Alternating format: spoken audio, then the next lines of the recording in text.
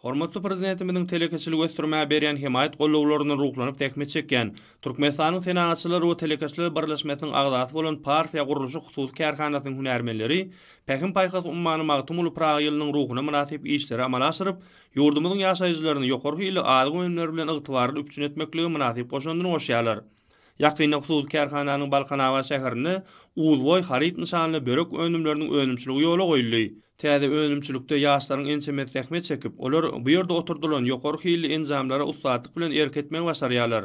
Önümçilikde döwrap enzamlaryň kömegi bilen her günne ýokarky ýyly börek önümleriniň 100-150 kilogramy öndürmekligi mümkinçiligi bar. Ýokarky ýyly buğday unundan we sygyr etinden taýýarlanýan börek önümleri 500 gramlyk, 3 we 5 kilogramlyk gaplara ýerleşdirilýär. Aýda önümçilik depgini 3 tonna barabar bolan börekler ekologik taýdan arasy önümler bolup, täzeligine Balkanawa şäherindäki sewda kotlaryny guradylýar.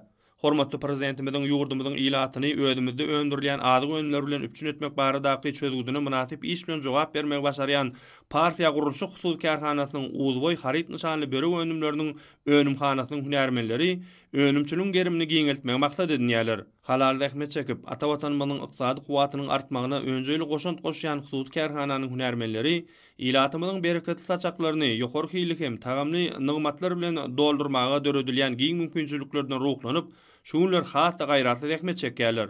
Olar telekeçilere öňjeli tähmet çekmäge döredip berýän giň mümkinçilikler üçin türkmen halkynyň milli lideri, gahrman arkadamyda hem de hormatly prezidentimiz arkadaly gahrman terdarymyza alkyş döwlerini aýdýarlar.